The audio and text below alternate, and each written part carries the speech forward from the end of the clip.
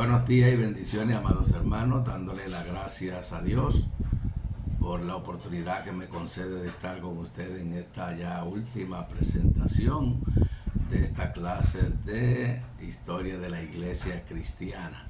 Y hoy vamos a tratar este último tema con el título Hacia un cristianismo sin cristiandad. Y esto lo vamos a tratar desde el siglo XVII hasta el siglo XX. Vamos a tener estos siglos de historia hacia un cristianismo sin cristiandad. En los últimos años del siglo XVIII y los primeros años del siglo XIX fueron un tiempo de enormes cambios políticos, tanto en Europa como en las Américas, y en menor grado en otras regiones del mundo. Estos cambios, unidos al gran movimiento misionero del siglo XIX, afectaron el mapa del cristianismo de tal modo que ya no es posible hablar de territorios llamados la cristiandad. Al final del periodo no se puede hacer tal distinción, pues los viejos centros se han vuelto territorio de misión, al tiempo que el cristianismo se ha establecido y hasta ha florecido en lo que antes fueron territorios misioneros. Es por ello que bien puede decirse que el resultado de este periodo ha sido un cristianismo sin cristiandad. Primero fue la independencia de las 13 colonias británicas en Norteamérica, de la cual surgieron los Estados Unidos, entre otros. También habían fuertes corrientes semejantes al deísmo. Estas corrientes llevaron por una parte a una religiosidad básica o a un cristianismo esencial de carácter eminentemente racionalista y auspiciado por varios de los fundadores del país. Y por otro, vemos al movimiento unitario, o mejor dicho, el movimiento unitario que se constituyó en una denominación que rechazaba buena parte de las doctrinas esenciales tradicionales como la Trinidad, la encarnación y la revelación. Los anglicanos tradicionalmente ellos eran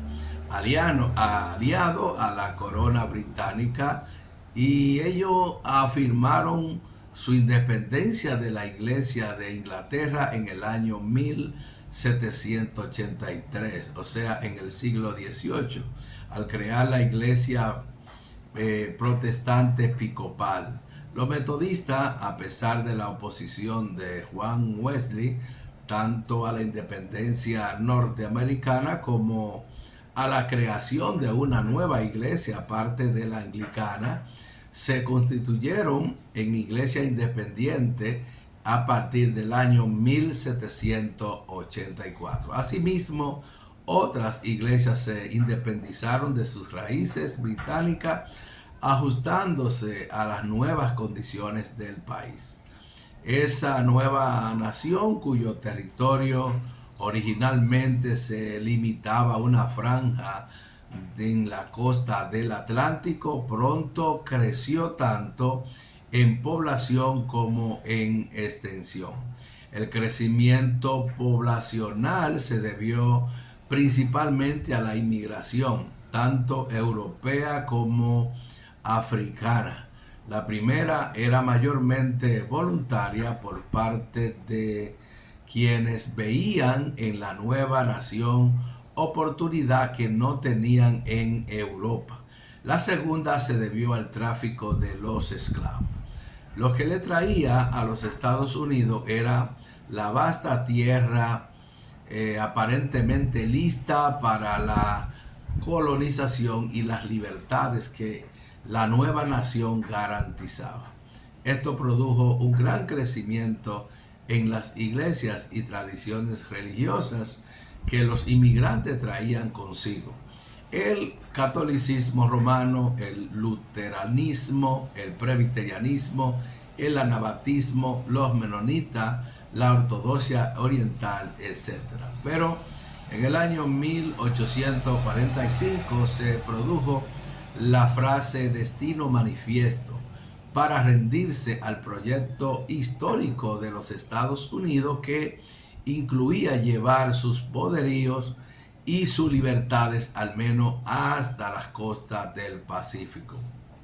Aún antes de esta fecha, el expansionismo norteamericano había llevado a la creación de la República de Texas, que más tarde vino a ser un estado más de la Unión Norteamericana. Proceso este que fue auspiciado por elementos esclavistas, pues México había abolido la esclavitud en el año 1829 y Texas venía a ser un estado más a favor de la continuidad de la esclavitud en los Estados Unidos.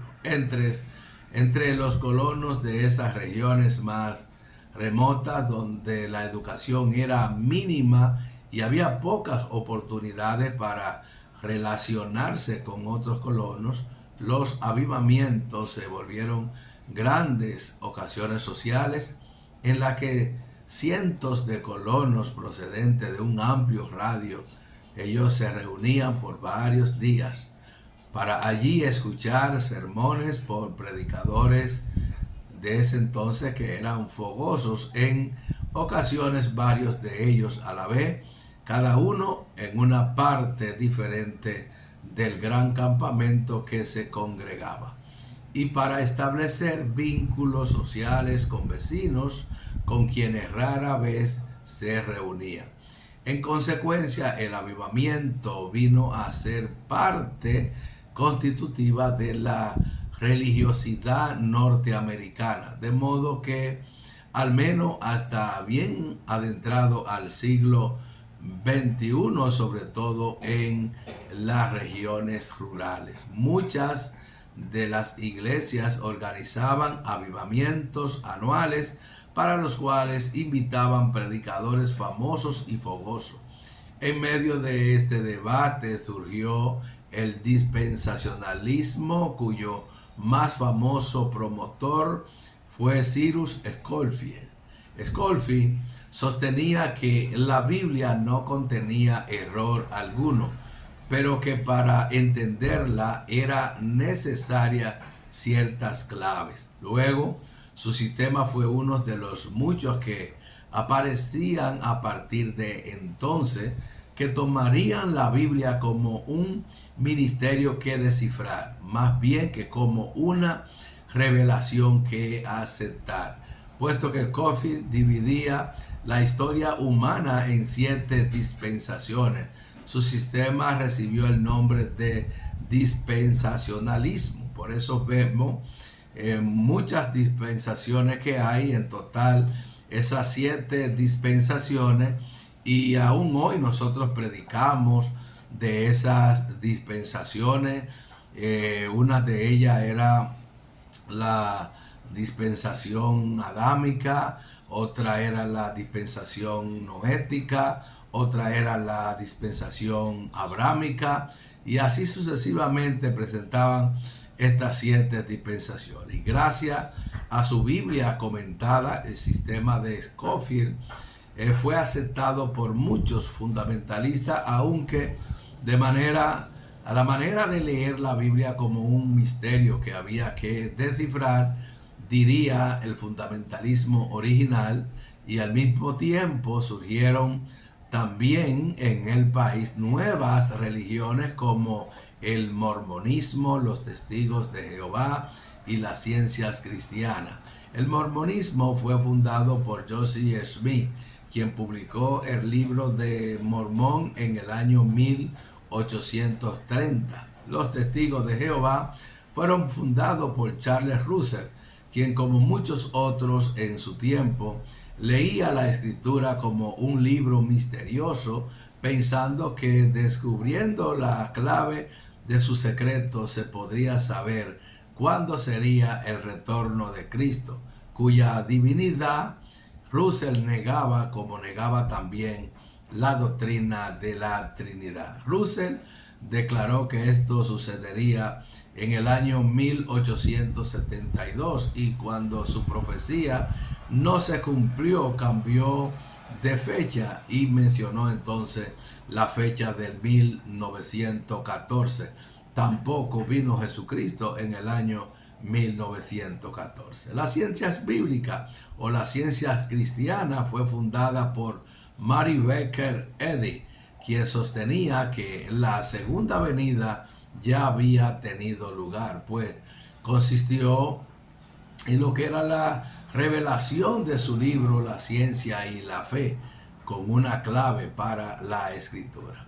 Luego entra lo que es la Revolución Francesa, que tuvo lugar poco después de la independencia norteamericana y le causó enormes dificultades a la Iglesia Católica, no solamente en Francia, sino en todo el resto de Europa. A esto se unió lo que fue la Revolución Industrial, que primero se hizo sentir en Gran Bretaña y que produjo dislocaciones sociales y económicas que a su vez llevaron a la inmigración hacia el hemisferio occidental, así como hacia Australia, Nueva Zelanda y el sur de África. Ya para el año 1848 hubo una serie de revueltas violentas, mayormente en Alemania, pero también surgieron en Italia, en Bélgica y en otros países. El resultado de todo esto fue que en los países católicos, el papado, que temía las consecuencias de la revolución, apoyaba el poder absoluto de la monarquía, mientras en los protestantes, Gran Bretaña, Holanda y parte de Alemania, se seguía el ejemplo norteamericano y por tanto se promovía lo que era la separación entre la iglesia y el Estado. La modernidad se caracterizó no solo por el racionalismo, sino también por la confianza en el progreso. Los adelantos tecnológicos que facilitaban las comunicaciones y el comercio aumentaban la producción y producían nuevos métodos de tratamientos médicos que llevaban a pensar que el progreso era inevitable e ilimitado. Los descubrimientos e inventos se sucedían unos a otros. Los nuevos era necesariamente mejor que lo antiguo. Según la teoría de Darwin, las especies evolucionaban mediante un proceso de selección natural. Según las de Marx, el progreso social era inevitable hasta llegar a una sociedad sin clase. Según el francés Auguste Comte, el progreso de la humanidad le llevaba por tres etapas. Primero, la teológica, luego la metafísica y por último la científica. Estas eran las tres etapas que el francés proponía en ese progreso. Primero iba a aumentar lo que era la teología, la teológica. Luego decía él en segundo lugar que era la metafísica y en tercer lugar la científica. También tal ambiente se hizo sentir también en el campo de la religión, que parecía no ser un vestigio de tiempos antiguos de crédula superstición. Y por ejemplo vemos el caso de Pío X, el sucesor de León XIII. Él fue bastante más conservador y dirigió un intento de volver a la política de Pío IX. Inspirado el Papa, el Santo Oficio condenó a todo aquel que les aplicara los métodos modernos de investigación a las escrituras o a la teología. particularmente a los llamados modernistas. Benedicto XV reinó durante la Primera Guerra Mundial y aunque buscó promover la paz, su éxito fue escaso. En el Oriente, la primera notable expansión colonial ocurrió en el subcontinente indio. Fue allí que se estableció por los años de 1793 el bautista británico Guillermo Carey, y a quien comúnmente se llama el fundador de las misiones modernas. Y aunque Carey, o Guillermo Carey, que era su nombre, no logró muchas conversiones, él sí tradujo la Biblia a varios idiomas en la India, y quienes le siguieron vieron numerosas conversiones, particularmente entre la población marginada por el sistema de castas. En África meridional, es decir, la región del sur del Sahara, también se hicieron presentes tanto el colonialismo como las misiones. El movimiento antiesclavista en Gran Bretaña y en los Estados Unidos llevó a la fundación de la Sierra Leona y Liberia. En el sur se establecieron tanto los holandeses como los británicos. A partir de allí, David Livingstone y otros fueron penetrando el continente desconocido. Al terminar el siglo, toda la región, excepto Liberia y Etiopía, se encontraban bajo el régimen colonial. En América Latina, el protestantismo penetró por la doble vía de la inmigración y también de las misiones. Y aunque estos misioneros no lograron gran número de conversos, sí le abrieron el camino al protestantismo mediante la fundación de escuelas, también de hospitales, asilos de ancianos, también asilos para huérfanos y otras instituciones semejantes.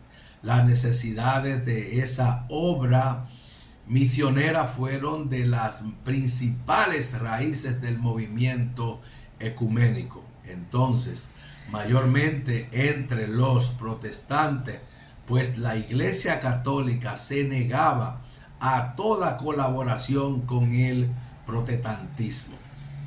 Luego, los misioneros protestantes se veían en la necesidad de evitar competencia entre sí y además de distinguir entre lo que era parte de la doctrina fundamental del cristianismo y lo que era el énfasis confesionales o denominacionales. Por ello, Guillermo Carey propuso en el año 1810 se reunieran una gran conferencia misionera mundial en la que se discutirían modos y planes de colaboración. La figura predominante en esta renovación teológica fue Karl Barth, cuyo comentario a Romano, publicado en el año 1919, marca el inicio de aquel movimiento. Karl Barth fue un gran teólogo, ¿verdad?, del siglo XX. Cuando Hitler ascendió al poder, Barth fue uno de los líderes en la confesión de Warmen, que insistía en la soberanía de Cristo y también declaraba que buena parte de lo que el nazismo exigía era idolatría. Más adelante, entre los seguidores de Barth se encontraba el joven teólogo Dietrich Bonhoeffer. Dietrich Bonhoeffer, quien murió ahorcado por los nazis. Dietrich Bonhoeffer fue un teólogo. Él se encontraba en los Estados Unidos cuando el régimen nazi, pero él, en vez de disfrutar de la libertad que brindaba ese país, él prefirió regresar a su Alemania a confrontar, podemos decir, el régimen. Aunque él era al parecer amigo del régimen, pero la predicación de él fue muy notable y eso le llevó a que le quitaran la vida a los nazis y murió ahorcado. La asistencia del culto comenzó a decaer, pero también pronto decayó el número de personas que se declaraban cristianas. Y ya hacia fines del siglo XX muchas personas, muchos en Europa, hablaban de una Europa post-cristiana. En los Estados Unidos hubo crisis semejante dentro del contexto, primero de la Primera Guerra Mundial, luego de la Gran Depresión y después de la Segunda Guerra Mundial. La Guerra Fría, el conflicto con el islamismo radical y el sentimiento de que el país iba perdiendo la hegemonía de que antes había gozado. En cuanto a lo positivo, fue parcialmente entre la población de raza negra que las iglesias mostraron mayor vitalidad, pues fueron ellas las que proyectaron buena parte de los líderes de la lucha de pro de los derechos civiles, entre ellos el pastor bautista Martin Luther King. Pero aquellos tiempos de crisis también trajeron nueva vitalidad. Esto se manifestó en el movimiento pentecostal que comenzó a principios del siglo XX y que un siglo más tarde se había hecho fuerte en buena parte del mundo.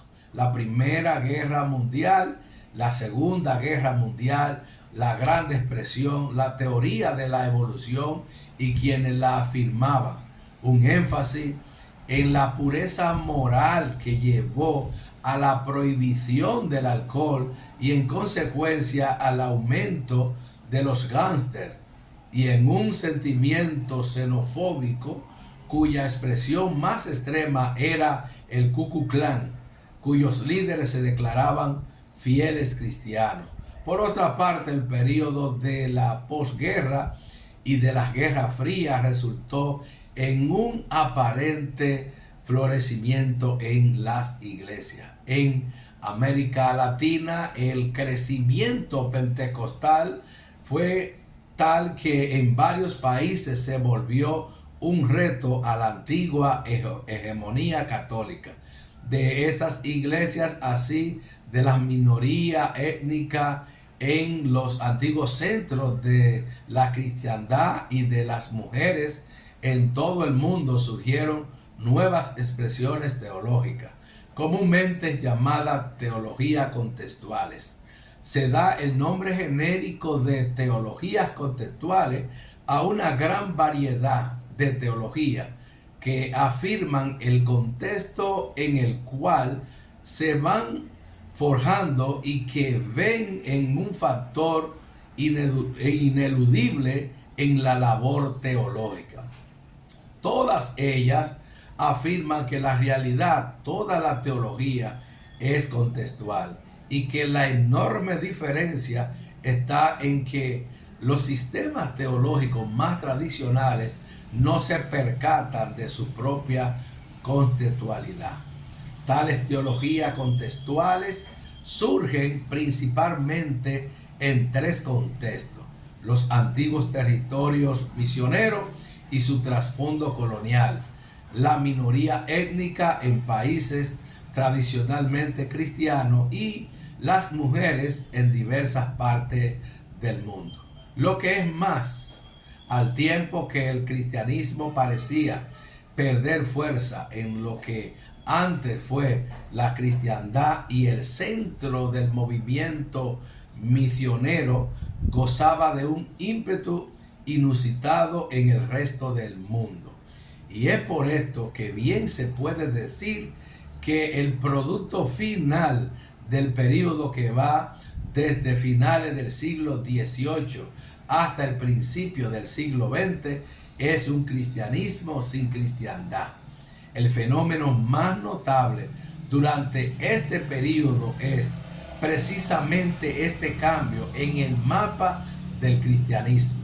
Los centros del cristianismo han ido cambiando a través de la historia. Primero, el centro fue Jerusalén, luego Antioquía, después la cuenca del Mediterráneo. Durante la Edad Media, un eje que iba desde las Islas Británicas hasta Roma en el siglo XVI, la península ibérica en el siglo XIX, Europa y los Estados Unidos. En cambio, que ahora vemos es más, lo que vemos ahora es más radical, pues hoy no hay un centro, sino varios. La teología se produce tanto en América Latina como en la Filipinas y en Europa. Los recursos económicos están principalmente en los Estados Unidos y Europa, pero el crecimiento está principalmente en los territorios más al sur, de modo que hoy la mayoría de los cristianos no son ya europeos ni descendientes de los europeos. Todo esto le ha puesto fin a la cristiandad, es decir, a la existencia de territorios definitivamente cristianos y gobernados por cristianos y claramente distinguibles del resto del mundo. Los países que al principio de este periodo constituían el centro mismo de la cristiandad, hoy son territorio misionero, donde es necesario anunciar una vez más que el evangelio a personas cada vez más apartadas de él, anunciarle ese evangelio. Pero al fin de la cristiandad no es señal del fin del cristianismo. Al contrario, hay hoy más cristianos que nunca antes, y la mayoría de sus iglesias dan señales de un crecimiento y de una vitalidad inusitada.